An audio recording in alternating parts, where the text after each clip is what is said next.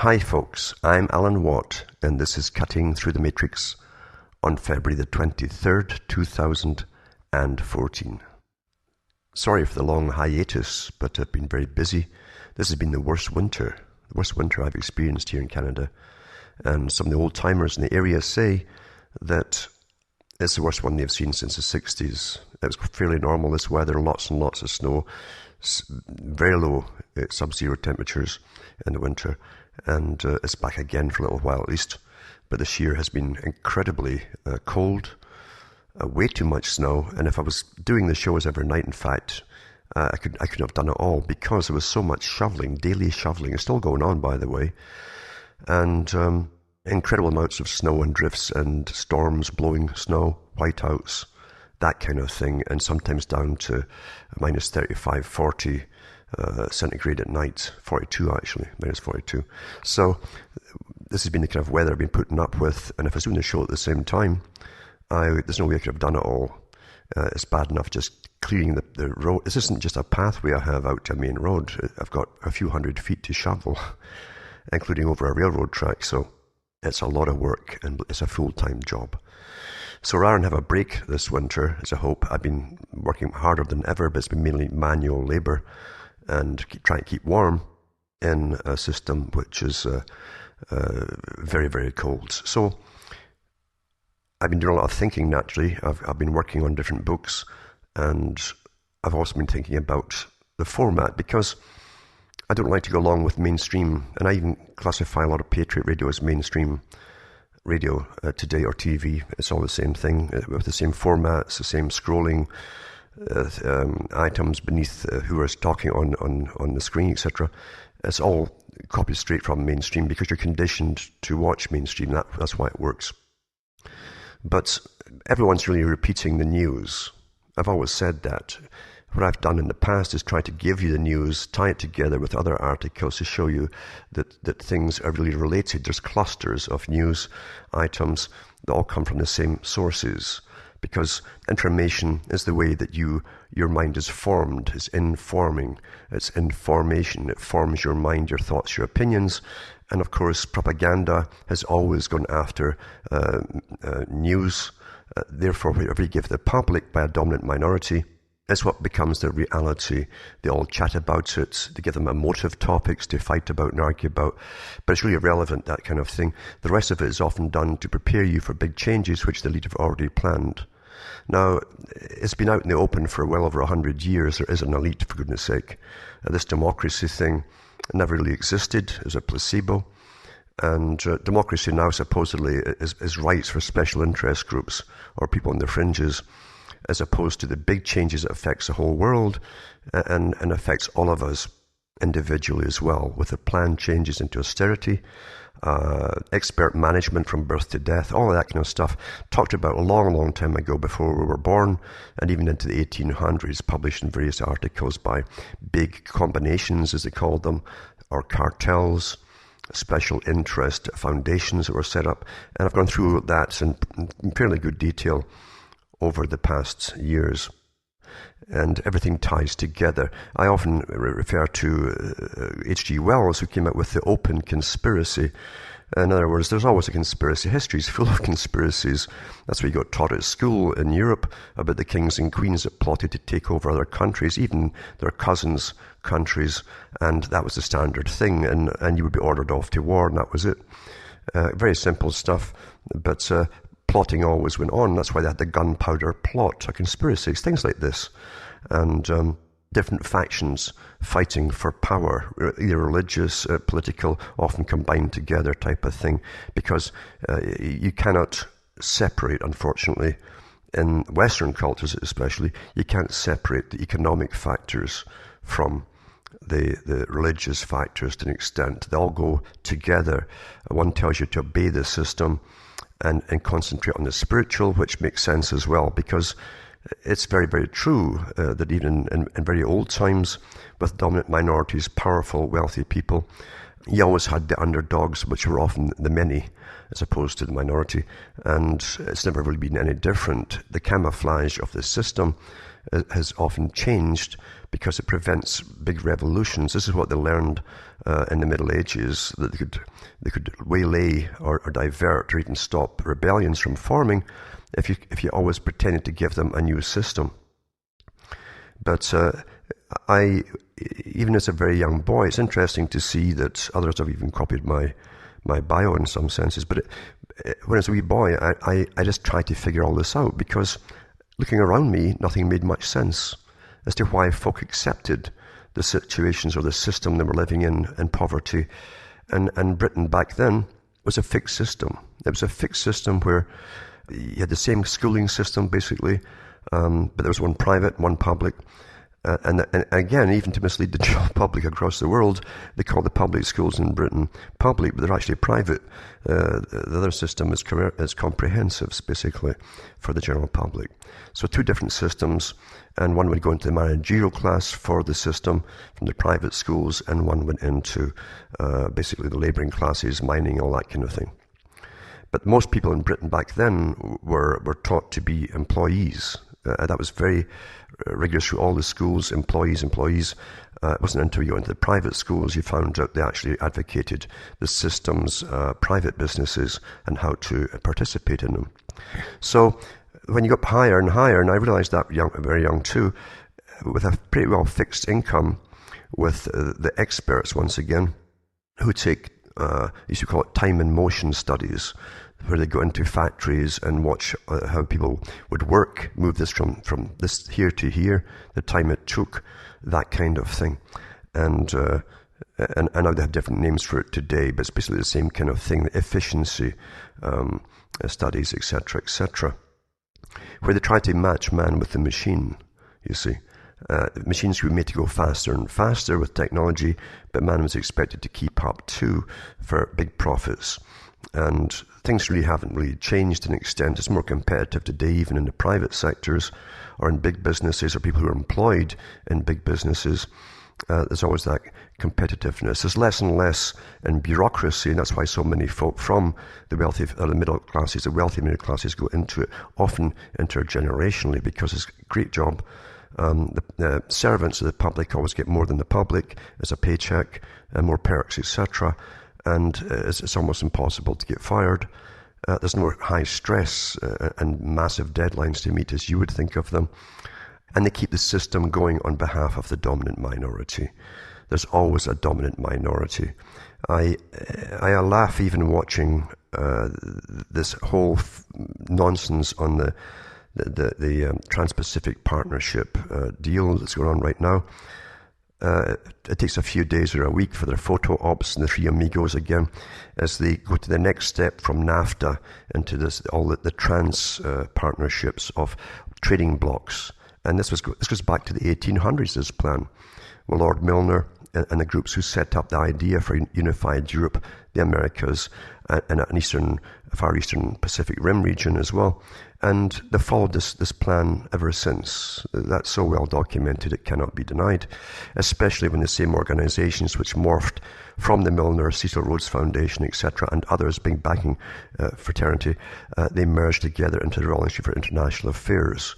So they have the big economic boys at the top who own the world's money supply, and they also have the top politicians as members of the CFR in America, and it's the Royal Institute of International Affairs for Britain, and it's often CFR across the whole world for other countries as well.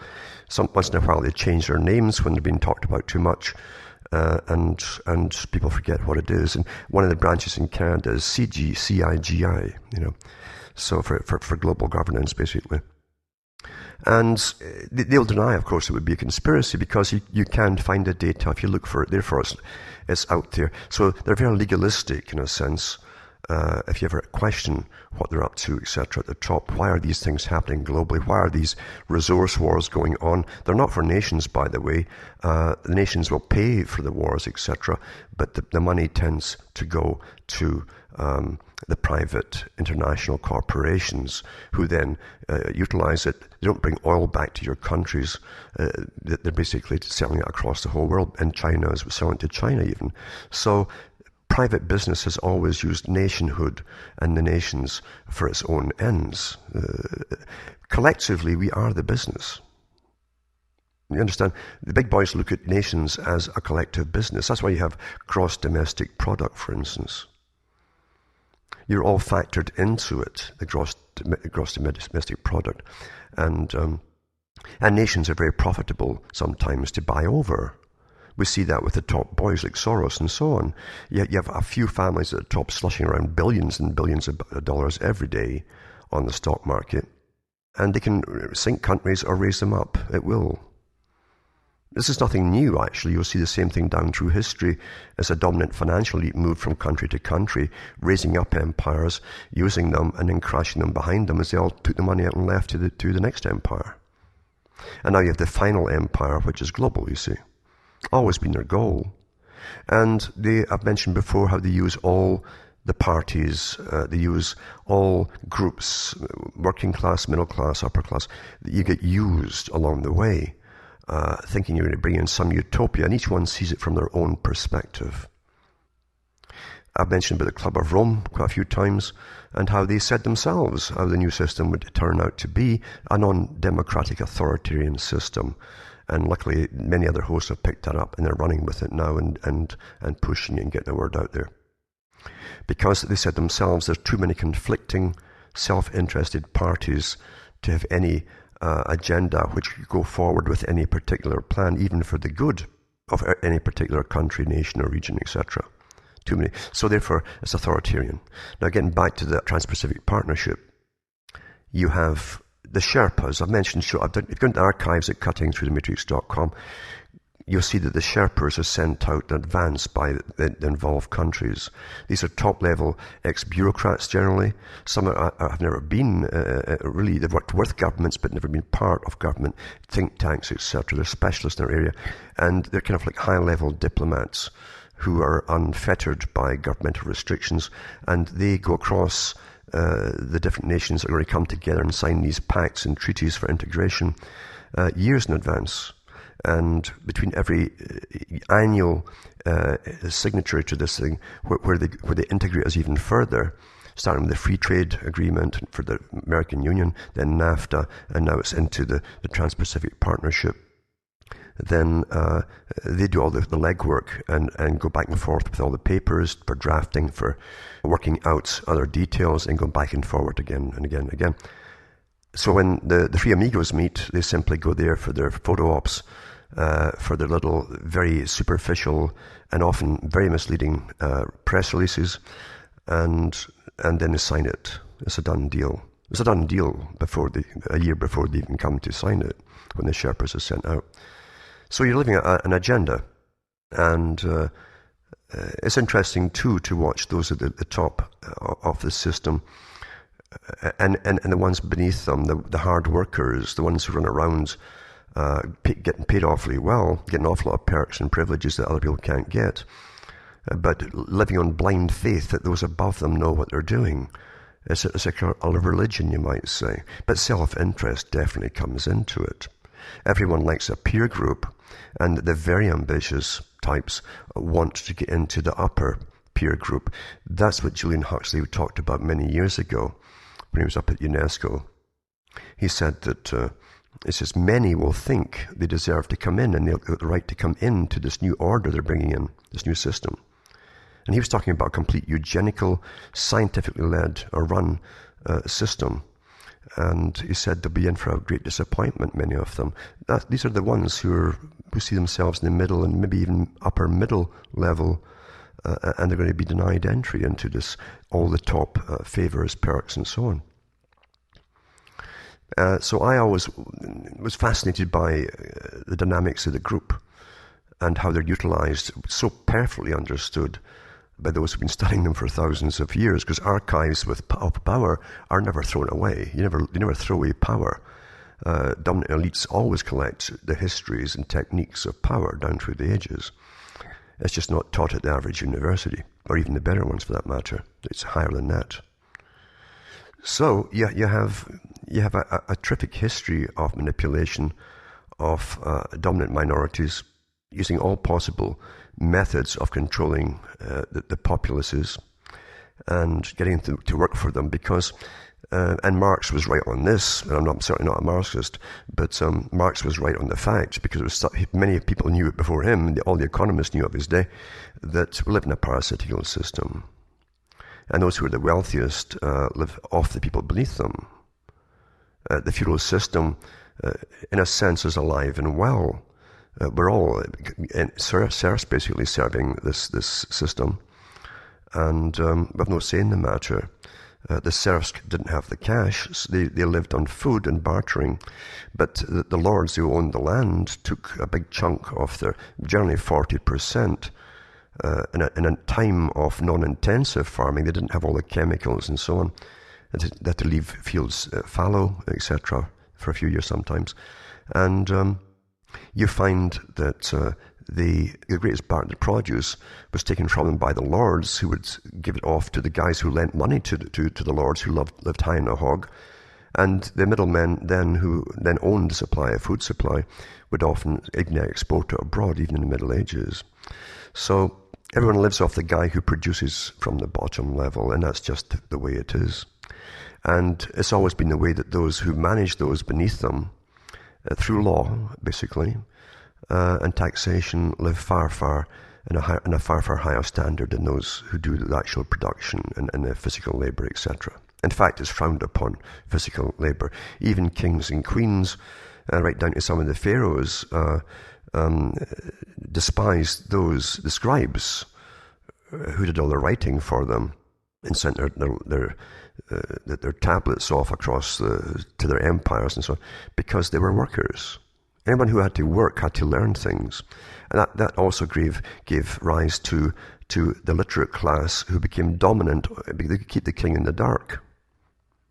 They could lie to the king, and the king wouldn't know any better. He was arrogant and silly, and you'd pamper him, and he was quite happy with you. So that did happen as well. So you had the rise of Intelligentsia and brotherhoods forming, including the priesthoods of ancient Egypt. They were brotherhoods. So whenever you have a collective who have privileged positions, who live better than the peasantry that they're lording over, you always have brotherhoods and cartels. Call them what you want. Today we have foundations and NGOs even, working for what they think is the greater good, some of them. Other ones know darn well what it is. It's a Bernard Shaw type of socialism, which again Julian Huxley talked about too. You have to go to them to tell them why they should keep you alive in this big system. No dead weight, as they call it. And if you don't pull your weight and do the production for them, you simply won't live. That was also the basis, really, of the communist system. And communist system, they always boasted to the West there was no unemployment. Because if you weren't employed, you simply didn't eat. There was no welfare for you. You had to serve the system. And it's amazing, too, to some people, that is, that when the Berlin Wall went down, it was all pre-planned long before that, thousands and thousands of multi-millionaires, some billionaires flooded out of the Soviet Union, who are managing the whole system all along. So everything is a facade. Academia, of course, is a big part of it, because you always must bring in a new working middle class who work for the system, again on blind faith and self-reward, and must believe to an extent on the nonsense that they're pushing.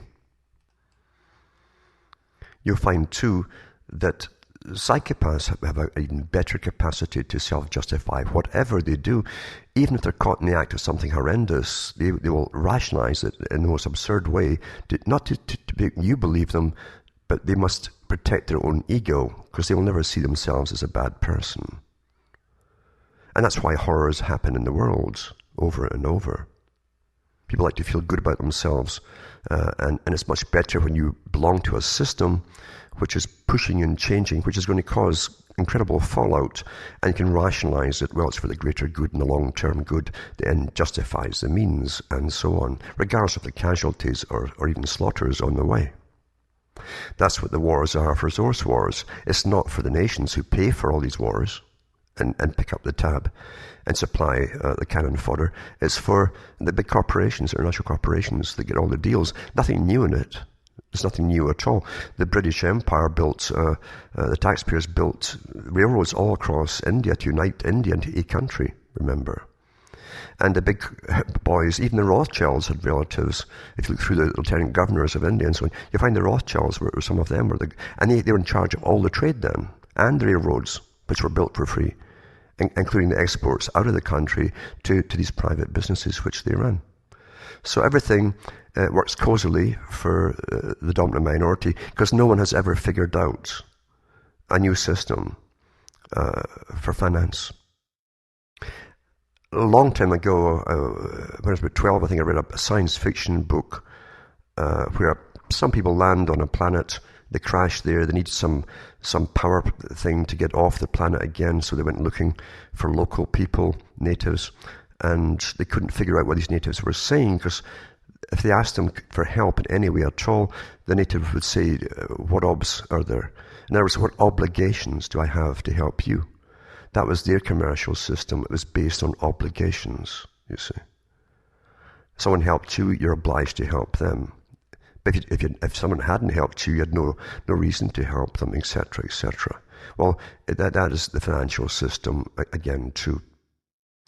We live in a time, of course, for total control, where experts are to run the world from everything that you need just to basically survive.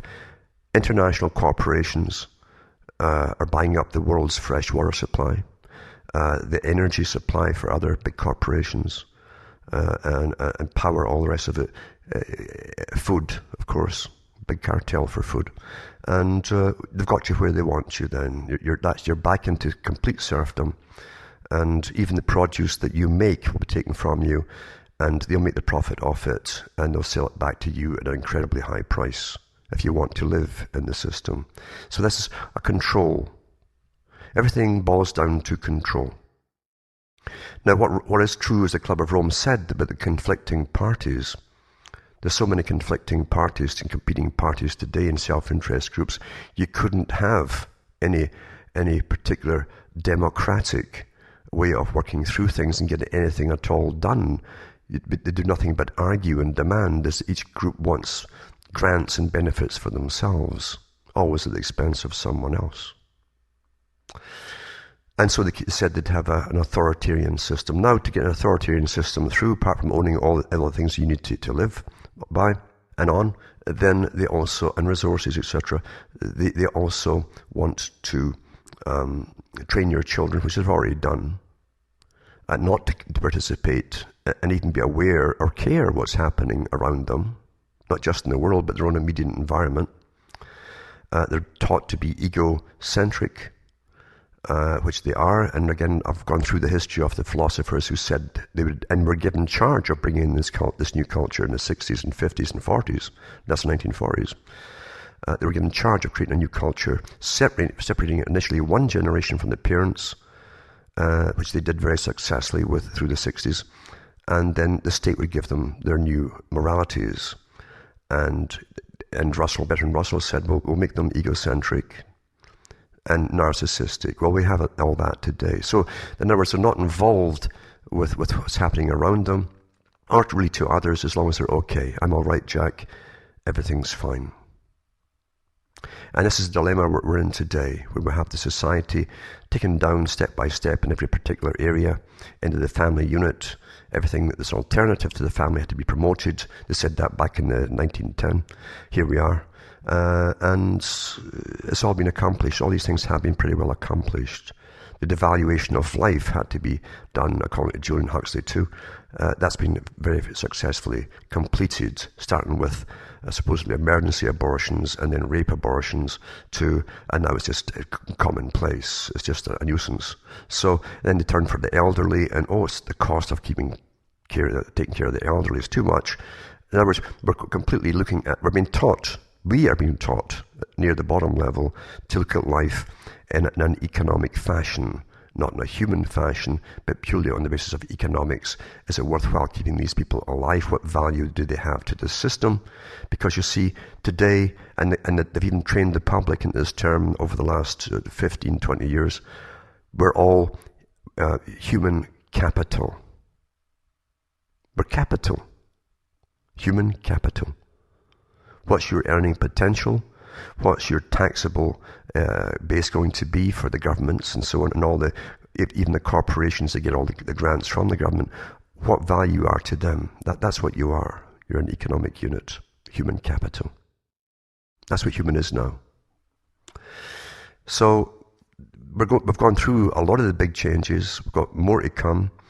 The crashes that they had in 2008 across the world were planned that way. They knew it was coming years before that. Was all exposed, even in the mainstream press, over the last few years. And the big boys lost nothing at all whatsoever. But it's training us that we can't go on like this, you see. It's training, that's what it's for, too, to train us to get ready for managed changes, where you got to give up any last rights that you have for the greater good, etc., into austerity, communal living, communitarianism, the Great Society, as Cameron called it, all planned a long time ago. And this is the final merging of the more advanced form of where communism was supposed to go with capitalism, you see. And you'll be run on a socialistic basis, as I say, which is really communistic, collectivistic, for the greater good. They'll still have the dominant minority taking care of all the world's finances and the dishing out to countries of basically rationing the goods at very high prices. And you've got the scientific and academic group on board with them, because Julian Huxley went through the system in his talks, and he said that he himself and his family lineage belonged to the scientific group, not the high economic dominant minority, but the scientific dominant minority that helps create the new society through psychology, training, education, etc., etc. It's all been pretty well done. And you don't have to simply get all from academia. The academia works with the culture creators that give you your entertainment, which is always pretty well weaponized. Lots of articles out about that over the years. One great one from the ones I think was in Argentina or Brazil, where they said that they were using soap operas to get cultural value changes, including abortion, things like that, through drama, you see. It works better than telling folk to do this or do that or don't do that. Drama's better. And Plato said the same thing. So nothing's new at all. There's nothing new under the sun. These techniques have always been used, including music, of course, because Plato talked about licensing musicians at the time and actors, etc., because they could have such a revolutionary effect on the youth in the wrong hands. In other words, by those who had an agenda. Well, of course, it's always been the same, of course. Anyway, that's a summary, basically, of what's been going on. And there's no point panicking about it. You see, remember too that we're all studied minutely, individually, from birth to death, by the way, even before the times that you thought they had computers. We've been studied from school onwards. And now, of course, they have their rectifiers. I call them rectifiers, these advocates for children that the government appoints to every newborn in Scotland and England, different names for the same system, and other parts of Europe bring in. Therefore, they can start testing babies, basically, from the age of 2 months onwards, and the advocate, as that child grows up, will always go through their development, anything that needs tweaked or cut out of their way of thinking has to be attended to. Then they'll create their perfect society. In other words, total, complete scientific social engineering. And we call this the new freedom. So we know all this, and remember too that because we're studied minutely, and the crowd and the masses are studied minutely, you can't do anything this without understanding behaviorism. and crowd dynamics and individual dynamics and group dynamics, then like Cass Sunstein said, even what seems to be the opposition, you can disarm, and actually you can use opposition, often willingly and sometimes unwillingly, by giving them certain informations, encouraging them, apart from putting plants in amongst them, also encouraging them to put high power, fear mode information, rapid, knowing that the average person can only handle maybe 1 or 2 crises at the same time, simultaneously. Any more than that, they break down. They become neurotic and break down. So information overload, especially in diverse topics, especially in topics where you have no control whatsoever, is weaponized. It's weaponized information. I've always said that people must think for themselves. You got to think for yourself. And you have a mind to use. You have your own world experiences to use. You will definitely be contaminated. There's a term that's used even by the communist system. Yuri Bezmenov and other writers talked about the contamination of their indoctrination. You will believe, especially if you go through university and college, and all the social causes and global warming and anthropogenic global warming, it's man-made global warming, too many people, too many of the wrong kind of people, as Bernard Shaw said, and you'll believe it all because it's presented with the omission of any other parts of any particular story. That's how you lie to people from the top, not by just basically lying, but by omission. And then you will be led to a conclusion that was pre-planned by those who gave you that limited, one-sided information. And yet they come out of college and university thinking they know all there is to know, taught by the best professors who are part of the act, of course. Because some of the top professors that teach all this stuff are members of the same organization, CFR, Royal Institute of International Affairs, and various other names for the umbrella group. So they know what they're doing. And they, again, will say it's okay to deceive the people and the students for the greater good. They often say that man is a political animal, and technically it is true. And if you are, you can easily be used. Easily be used. And Bezmenov said too, Yuri Bezmenov, he said that the contamination means their indoctrination has been so perfected that it doesn't matter what you say to them, you're talking to a brick wall, basically. And the liberals, as they love to call them, I mean, Khrushchev called them that too. He says, in America, we don't call them communists, we call them liberals. But Bezmenov said that you could take these people over to the Soviet Union when it was the Soviet Union. And if you took them to a prison camp in a gulag, they'd refuse to even see it, even standing in front of the wire. And they wouldn't believe it until the boot hit them in the rear end and basically knocked them in. That's the perfection of indoctrination through idealism. Selected, very selective information brainwashed into them until they believe it all. Like a religion, fanatical religion. Again, against all odds. Because the Club of Rome, as I said, says there's too many conflicting parties. You could never have harmony on anything. And that's why Margaret Thatcher also said the same thing when she retired from so-called politics. She says, now I belong to basically a super elite of ex-heads of state who know each other and can work with the other and even previous generations heads of state that are still alive to continue this agenda behind the scenes and not be responsible to the public to get the big world system complete. That's how it's really done. That's how it's done. You'll notice too that they're keeping politicians, top politicians, or the head ones, out of the news as much as they can now. This is also part of the new technique of weaning the public away from even trying to follow the nonsense we're given and get them to accept. And there's a massive majority already accept not to participate in any way possible. Just leave it to the experts. Go and play. And that's happened. That really has happened. They're constantly studying us individually en masse. And that's pretty well been done. That's why the other different statistics departments for governments are so vital to them, to keep their tabs on how things are working, what needs tweaked, what's gone overboard perhaps, and to tune back a little bit, things like that. That's how scientifically we run. And it's good to see others too talking about the scientific dictatorship that came out with a long time ago, using Huxley's works again, Aldous Huxley. So we're there, and Russell's as well. Russell said, remember, that he was given the scenario as to bring in this new system, and he said, if there is to be a dictatorship, then I hope it will be a scientific one. Scientifically run from birth to death, every individual, except those who are doing the manipulation, pulling the strings. So we live through massive changes, pre-planned changes. That's why it's so darn boring.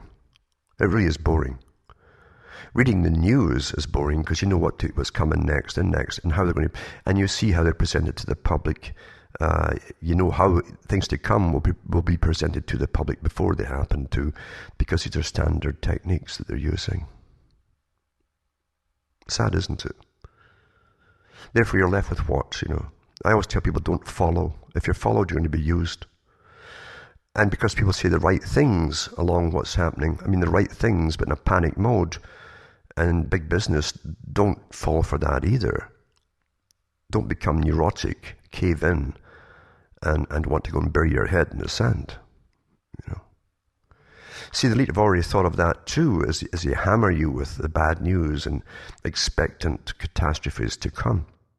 And they give you massive fantasies. There's never been an entertainment system throwing out and dishing out so many fantasies for you to escape into an unreality as today. All well discussed long ago. Well discussed long ago. Control has to do ongoing studies on massive scales to maintain control. And do you think any dominant minority is going to hand it over one day? Because they get a change of heart or something? Once again, power never gives itself up. Never gives itself up voluntarily. And if you want to overthrow them, which some folks do, the far left is still on the go. The really radical ones still haven't caught on down below. The guys who run them know, but those who follow don't. You just end up with a different tyranny. Tyranny is tyranny. It doesn't matter what brand they give themselves. And because of all this rationalization and studying all of this kind of thing, the elite who use academia have academia telling the students this, that basically the problem is within man. Therefore, man must be altered. Man must be altered. That's why they have these advocates appointed by government for every newborn child in countries like Scotland. That's the idea behind it. And here it is. Something they talked about 100 years ago, and everybody says, no darn way will that ever happen. Here it is. It's done. Because the cultural values, the family values, everything that made a reality back then is all completely reversed now. That's how long it took to work on the public to get them to a stage where, oh well, it's oh well. What can you do? I often think of the Rolling Stones song, the one is Tribute to the Devil, I think it was, and Time Is on My Side was part of that. That was Satan, of course. And basically that's a technique, Fabian, you see, Fabian style, like the other branch of the Royal Institute for International Affairs. They run the left wing through the Fabian Society after the General Fabian, as you know, who took long-term strategies to defeat an enemy, many different kinds, including undermining their confidence, creating fear amongst them, and that way often you didn't even have to have a battle. They capitulate long before anything happened, using psychology. Others have gone too that belong to the big think tanks, talking about the reason for the think tanks. The think tanks are intergenerational. They recruit the user employees, their employees retire, new ones come in, and therefore you can set the goals 100, 200 years in advance if you wish to. And those foundations continue to move towards all their resolute goals, and they can accomplish them, regardless of the time factor. We think in a very short-term span, for instant rewards, close rewards, etc. Women are better at long-term planning than men. But the men that came up with long-term planning through foundations had the right idea. The workers for these big foundations are paid incredibly great salaries, and they know they'll never see the end, up until but now, I'd say, of a lot of the things they've worked towards. It's incrementalistic changes. Now, the elite academia, which pushes group involvement and uses the groups, of course, trains them, gets them ready for groups, especially in the left wing, Green parties, all the different groups that put out there. Wherever you think you belong to mentally or socially, they've got a group ready-made for you to join. And generally through whatever schools you go to, they'll direct you into that particular group, and that becomes your way of thinking for the rest of your life. Therefore, you're no threat at all. You're working towards a goal you don't even understand. You think you do, and you'll be lied to copiously, but the fact is you're being used. The idea, too, is to stop you thinking as an individual. I know, especially in the left wing, and you get the same in the right wing with their particular spin on the agenda. The left wing, with their networking, brings in all disaffected fringe groups, people who can't fit in because their lifestyles are so bizarre or whatever to the majority. They bring them all in, and when you join it, you must go along with all these almost Stalinist type or quotes they'll give you to learn, these almost ritualistic formulas of what to say. You must be for each thing 100%, even if you don't participate in that thing those folk are into, whatever it happens to be. What kind of choice is that? How come you have to swallow all the poison pills to get the good part of the benefit of that particular formula? How come? Why is that? Think about it. You see, the idea is to get you working collectively and to eradicate the individualistic quality that you have. You'll only grow through being an individual. You'll only get wise or some wisdom by being an individual and pondering everything for yourself, not by anybody else's. And you don't have to go into the philosophers. They're quoted like gods, and that was the purpose of them. Especially the 1800s and so on. They were all put out there and funded by special interest groups, generally often just one at a time, to eradicate the old order of things where the old religions, as they call them, had run the world for a long time, and to replace them with the scientific elite, you see. Those who are logical, rational, and all the rest of it, etc., etc. That's why we had the communist slaughter of about 80-odd million people, and even Trotsky boasted we've wiped out an entire class. It very proudly said that. And then, of course, we had the same thing in Germany, as they wrapped Darwinism together with the writings of Fichte and others, and Nietzsche, etc., to bring in existentialism and so on, for the super elite, that man could become Superman, etc., through science. And of course, eugenics is all part of it today. That's alive and well, and it's never changed, you see. So large groups are always used for someone else's purpose, to the detriment of those who could possibly still come along and may not come along because of the damage done by these massive groups. So an individual can think for himself. And if you worship philosophers, and you worship them for what? For being an individual? Well, why don't you be one yourself? Without quoting them or following what they said, and go along with their form of existentialism, where you come to your own conclusions by your own observations and what's happening to you. Your own life experiences. Why don't you do that rather than have to quote them like they're some kind of gods? Because after all, life is about yourself, isn't it? And if you understand some of that, you can cooperate better with other people around you.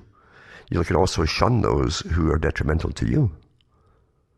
Any other animal species would do the same for its own survival. but to swallow a whole bunch of stuff you might not want to actually make you feel uncomfortable to get the one purpose. What crazy person are you? You've lost your brain. I always remember Lenin saying, "We shall win by slogans." And slogans are also used in critical theory and so on in examination, where you say something or you try to say something and simply use one slogan to smear you in a category that they've trained the public to hate, even though you don't belong to it. Everything is weaponized. Everything is weaponized. Everything. And everyone knows that if you want to get on well in academia and get your little gold stars and your little scroll, you just repeat back to them what they've told you. And even the professors will tell you eventually what to put down for your thesis. They'll guide you into it. That's why they'll go to see the professor, and he's telling you what's the okay thing to go along with, guaranteeing you to get through. That's your quality approval stamp. They've now dumbed you down enough to work for them in their system. You're no threat. And I've mentioned before, and again, other hosts now have picked it up and run with it. They never mention where they got it, mind you. But the fact is, Charles Galton said the same thing. He said that Sir Charles Galton Darwin, in the next million years, he said, we must remain the wild men at the top, who are not conditioned, who can think for themselves, who are taught to use their own thought processes to come to their own conclusions, because they'll be steering planet Earth. The rest of us, you see, will not. We'll be serving them for the greater good, you understand. Now, I also know all the academic arguments that they have to do with promoting collectivistic action, societies, etc., opposed to, say, the individualistic approach. I know all of their arguments there too. Part of it, of course, is naturally valid. You can't throw out everything, and that's why it's hard for the average person to figure things out. It's hard for the average person to see that the people who they often worship are multimillionaires or even billionaires or very successful actors and actors. They didn't get there by being sweet and nice. It doesn't happen that way. Technically, many of them could be put into the category of the individual, which would destroy everything for their own existence and betterment.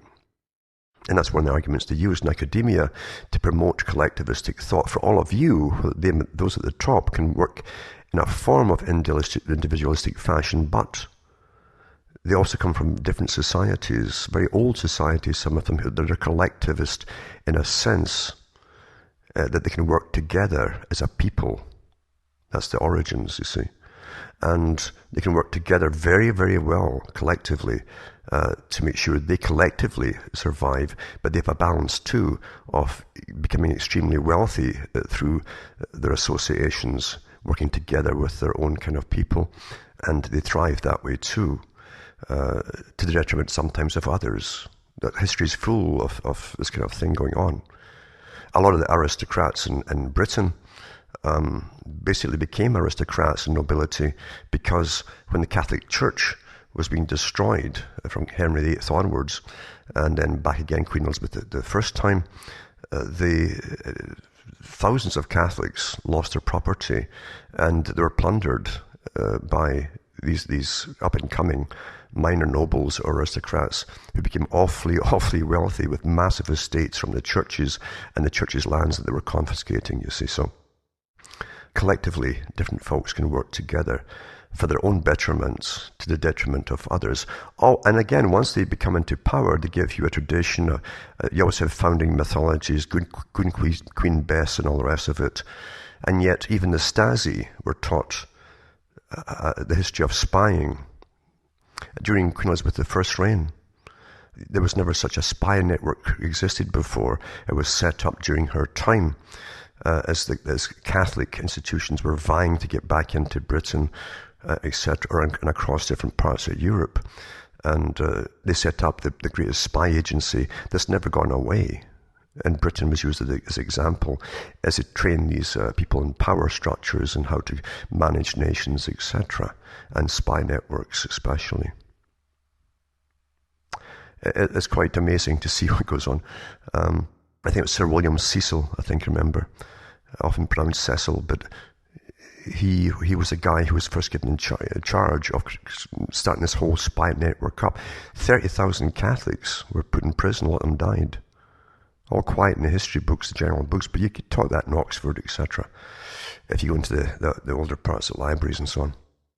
So nothing's really changed for dominant minorities who can work together collectively for their own dominance and preservation of their dominance. Now, I've been scattered across the place. I didn't intend to do this tonight. I meant to come on and tell you what I've been doing. But there I go again, eh? So I have to thank lots of people, too, that have been keeping in touch this past while. And even some of them even asked if I was dead. And I thought, well, I've always wanted to use that Mark Twain quote. The reports of my death have been greatly exaggerated. Mind you, it's been close to it with all this shoveling. And sometimes you wondered if you'd ever get out at all when you open the back door and there's no sky, there's just a wall of snow there. That's how bad it's been. But I hope to come back and as I say, take a route where I can go into information which will help. I find that most things that are out there don't help, they destroy. They destroy by creating anger, animosity to other groups as well. And often it's done for self, a tremendous profit for some, of course. Remember, too, that marketing looks at every field where there's a gap, but a big audience is waiting to be filled, to be buying things, and every technique is used. Unfortunately, that's the economic system, and we're all trained into it because we're given no alternative, have we? It's all money-based and fear-driven. If you don't have money, you die. Very simple. And it shouldn't be this way at all. No one will tackle that. The guys who run the system will never tackle that because they use this system to dominate all of you. You see? They have no problem knowing and being taught in their higher courses, and I mean the higher courses that are outside universities, they do exist, that slavery is a normal feature, as Charles Galton Darwin said. There's always been slavery in one form or another, he said, and we're simply in the process of creating a new, more efficient form of slavery. It's a form of slavery that most folk don't even know they are slaves. They're quite content. You can buy a lot of cheap junk that'll keep you in La La Land forever, entertainment-wise, but you're disabled then, you see. You're out of the picture, you have no problem to anybody, and you'll never be a problem. And what you're getting downloaded with is weaponized to again bend your opinions to conform to those that your master wants you to have. And fear will collapse you. Spies during the Cold War for MI6 and MI5 literally had departments right up until the computer was, the laptop types were running, or the desktop. They cut out newspaper articles from across the world, all the different papers, foreign papers, domestic, and they'd find patterns to find out who was doing what and so on, and the reasons behind things. Today, of course, it's all computerized. They have instant access to all your everyone's data, except, of course, the elites that are blocked from that. They have their own network, different. You've never even heard of it. And so everyone's studied minutely. We're all studied minutely, categorized. People will say, why don't they kill you? Well, you're really a curiosity. They're not worried about you. It would take more than one person to say something. You see? They're curious as to why you ended up like that, that's all. They study you minute, more so, in fact, because you're a curiosity to them. That's all. That's all you are. So, it'd be different, of course, if you were in one of their own divisions, as we found out from various whistleblowers that had untimely deaths in different countries during the Cold War up to the present. Because they have something from the establishment to show the public, you see. And that's rather taboo. The Soviets did disclose, and of course, don't forget, you understand, if one side discloses how their technique was run, it means the other side was run on a duplicate fashion. Still is, actually. So, the most studied people in the Cold War were those who worked for the governmental system. That's why George Orwell had that in his 1984. They weren't studying the proletariat, the proles as he called them. As he said throughout the book, they don't count. It doesn't matter because they're dumb, stupid, they're kept happy and singing little songs turned out by the machine of the culture industry. That's where they'll stay. They believe what they're told. We're at war with whoever they're told that we're at war with, and they go along with it because why would the media want to lie to you? Why would your favorite newscaster, who's almost fallen off his chair, he's so old, that's why they keep them there. You grow up with them like daddy or granddad. You trust them. Everything is psychology. That's why they keep them there.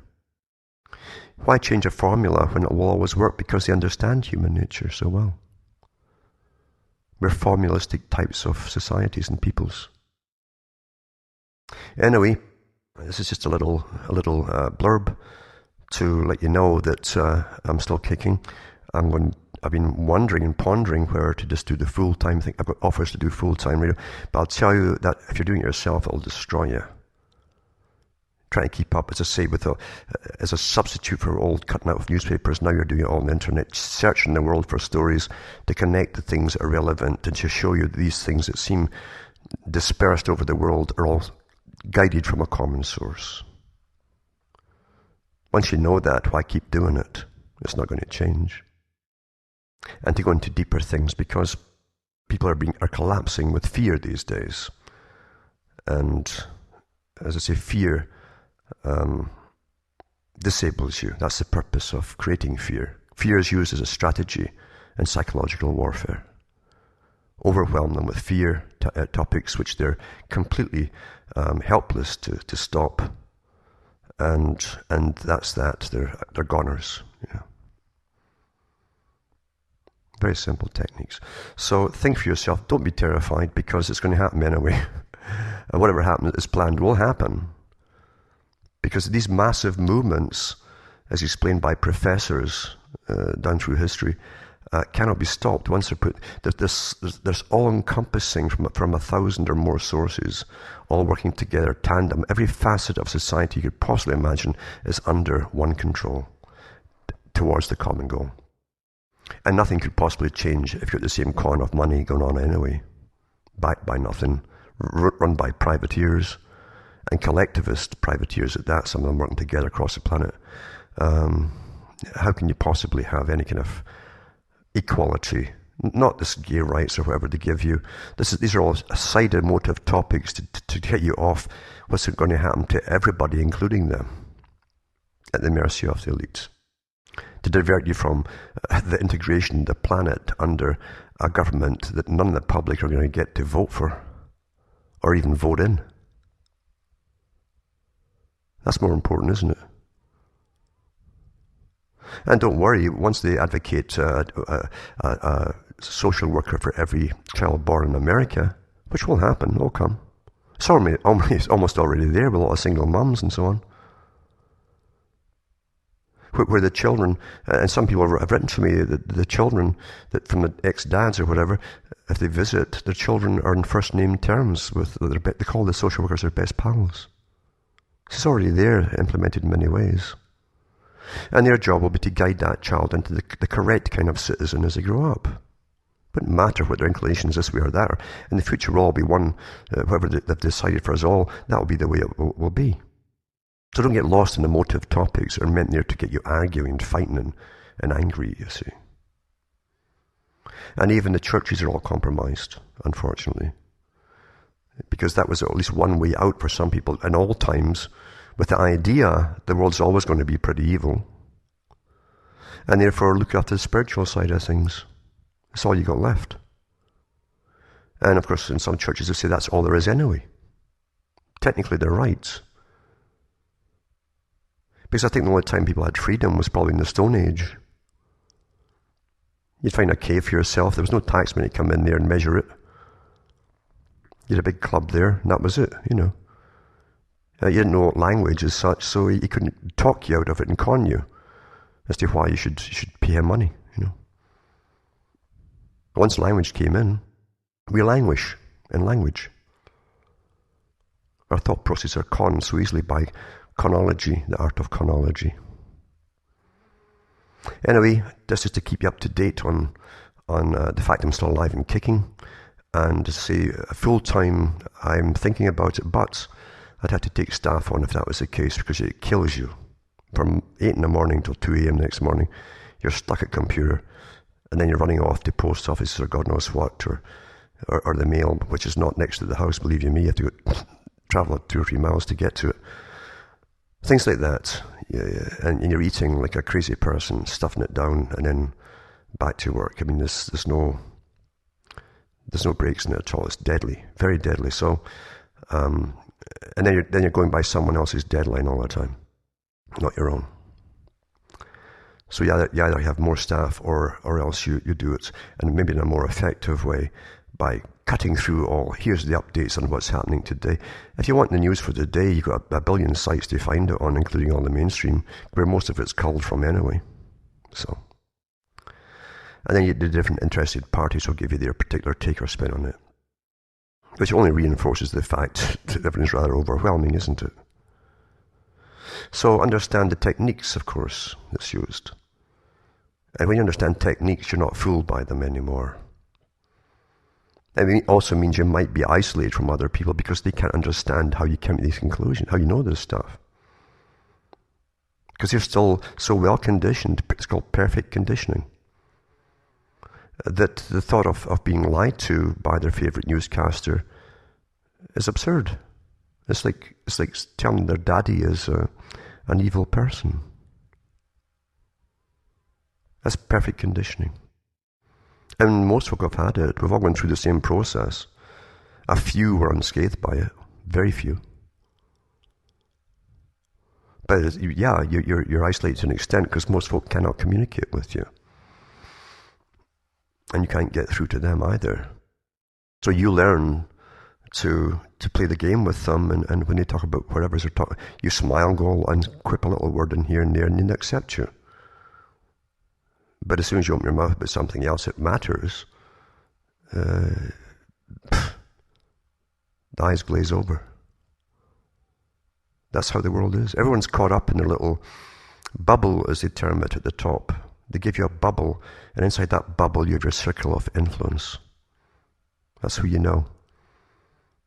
This is what you do. He's who you communicate to. He's your friends. What do your friends and you do?